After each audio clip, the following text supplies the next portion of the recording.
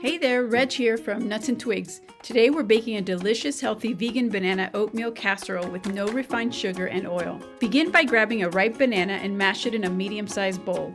Into the banana we're adding some milk, maple syrup, applesauce, flaxseed meal, some baking powder, cinnamon, vanilla extract, and a pinch of salt.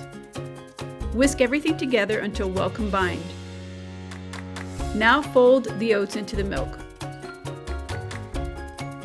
You'll need a greased casserole dish to pour the mixture in.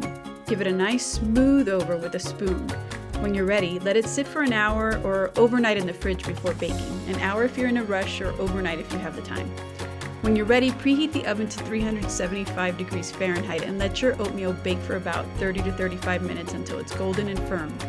Once done, let it cool and then slice it in whatever number of pieces you want. Serve it up warm, add maple syrup and fresh banana slices. And there you have it, a breakfast ready for you in the morning, and it's great for meal prep too.